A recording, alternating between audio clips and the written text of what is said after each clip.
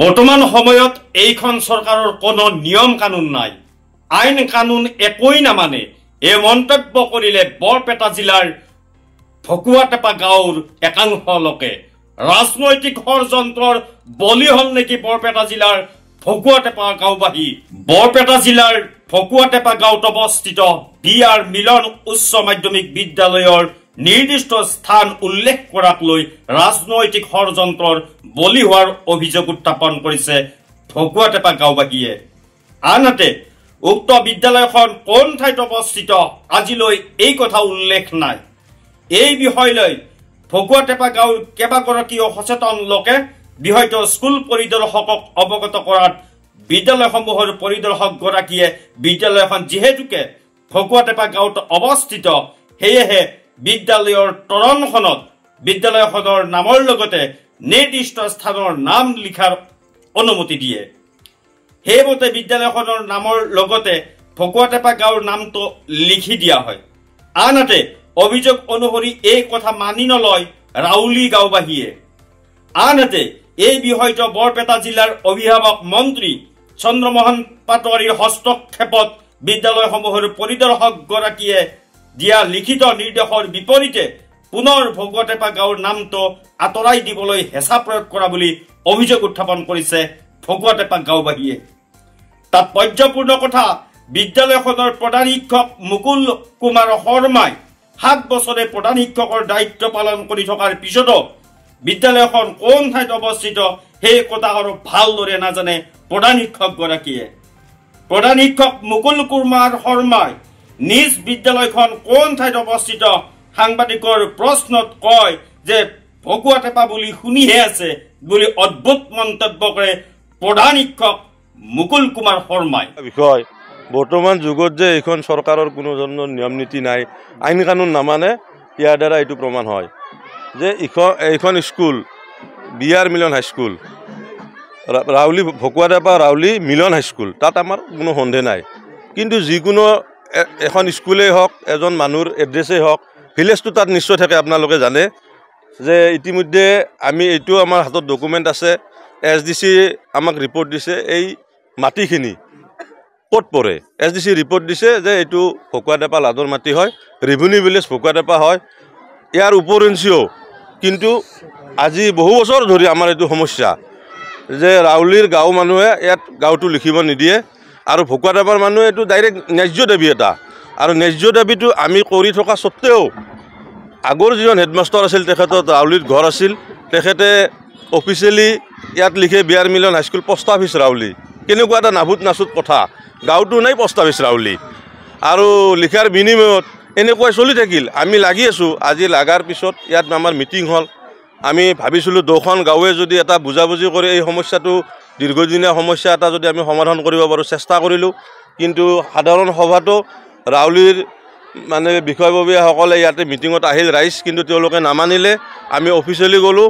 Officially আমাৰ এতিয়া যদি চাব যায় আপোনালোকে মাৰ্কশ্বিটত আপোনালোকে চাব, আমাৰ ইয়াত মেট্ৰিকত যিবিলাক ছাত্ৰ ছাত্ৰীয়ে উত্তীৰ্ণ হৈছে মাৰ্কশ্বিটত লিখা আছে বি.আৰ. মিলন হাইস্কুল ভকুৱাটেপা। আপোনালোকে যদি চাব যায় ৰেজিষ্ট্ৰেশ্যন চাৰ্টিফিকেটত যদি চাব যায় তাত বি.আৰ. মিলন হাইস্কুল ভকুৱাটেপা লিখা আছে।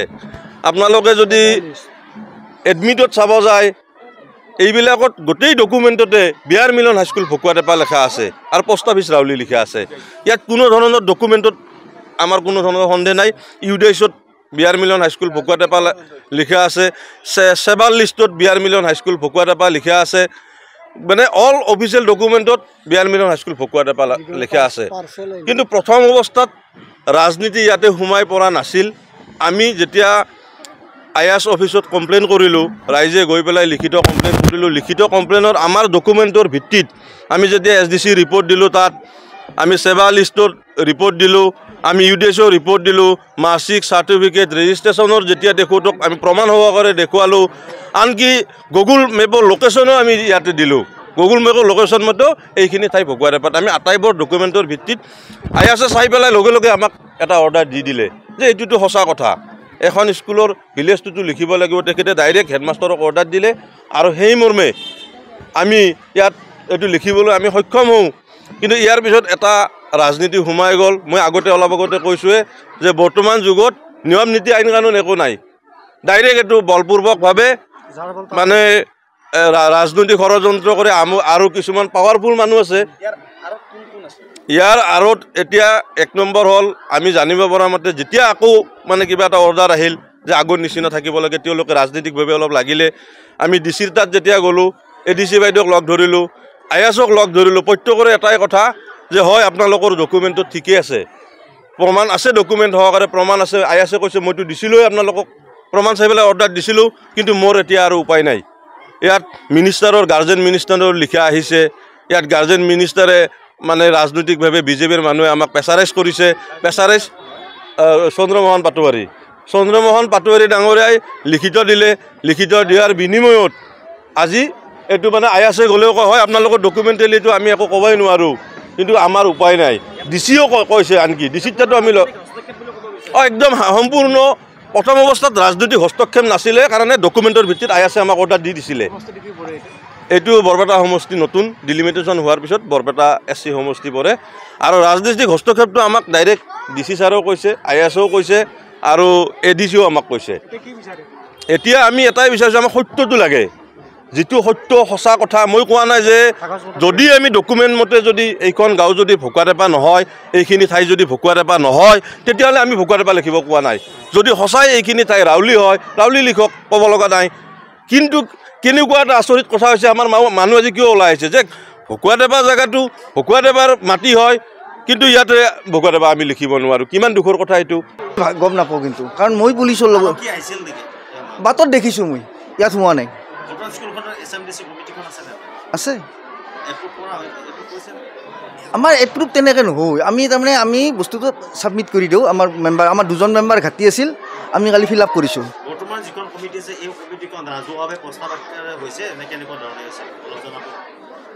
কমিটিখনতো ৰাজহুৱা আকাৰে হৈছে, কিন্তু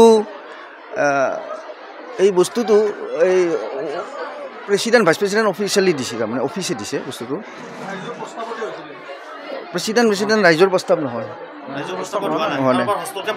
সেইটো মই নাজানো আৰু দিছে আৰু আমি যেনেকৈ দিছে আমি তেনেকৈ মানি লৈছোঁ আৰু উপায় নাই। ভাইচ প্ৰেচিডেণ্ট আৰু সভাপতি সেইটো চৰকাৰে দিছে, DC অফিচৰ পৰা আহিছে। গতিকে যেনেকৈ দিছে মই ইয়াত তেনেকৈ আৰু মোৰতো উপায় নাই আৰু মানিব লাগিব। কোনটো নাম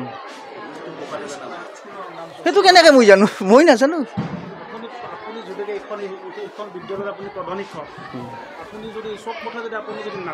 চব কথা ক'ত নাজানো, গোটেই কথা ক'লোঁ দেখোন। অহা নাই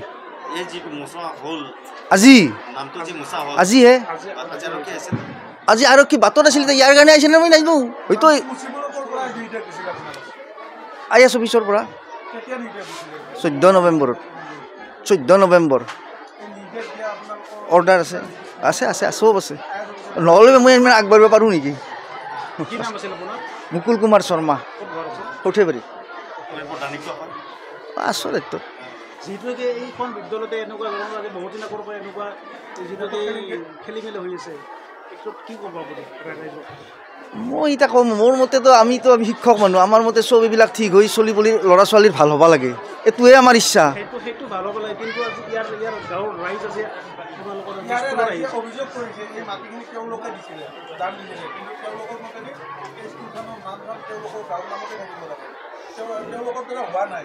মই এতিয়া কি ক'ম, সেইটো যদি যি কৰে নি আমাৰ ডিপাৰ্টমেণ্টে, মই তাতে আছোঁ আৰু মোৰতো এটা নিজে, মোৰতো একো কেপাচিটি নাই এইবিলাকত। কি মই এই বিষয়ে একো মত নিদিওঁ আৰু কি ঠিকে আছে। নাই নাই, সেইটো মন্তব্য দিব নোৱাৰোঁ, মই নোৱাৰোঁ, সেইটো মন্তব্য কেনেকৈ নিদিওঁ। যিহেতুকে আপোনাৰ বিষয়াই এটা নিৰ্দেশ দিছে যে এপইণ্টেড যি স্থান, এই স্থান উল্লেখ থাকিব লাগিব, আৰু সেইমতে তাত নাম উল্লেখ কৰা হৈছে, তাৰপিছত পুনৰ মোচা হ'ল। এই ক্ষেত্ৰত কি ক'ব আপুনি?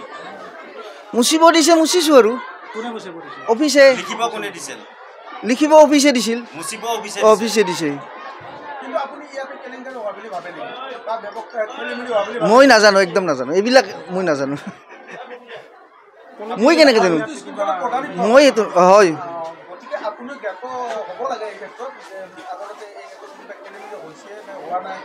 মই আৰু কি ক'ম।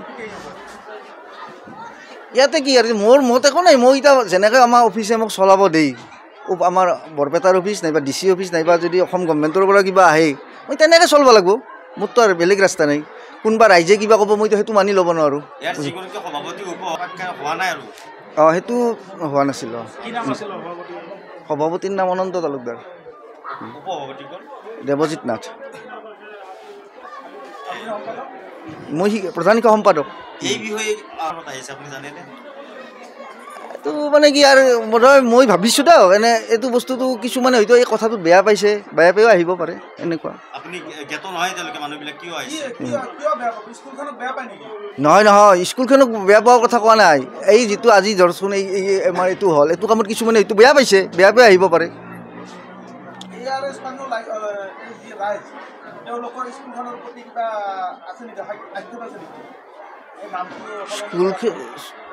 থাকিব পাৰে নহ'লে নোৱাৰো সেই হয়নে এইবিলাক সেই আপত্তি কৰে না আগতে যেনেকৈ আছিল আৰু পিছত আৰু চেঞ্জ কৰিছিল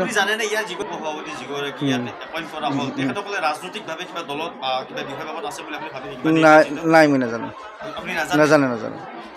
মই নাজানো আছে স্কুলৰ নামত দানটো নহয় কিনিহে লৈছিলে অলপ কম দামত কিনি লৈছিলে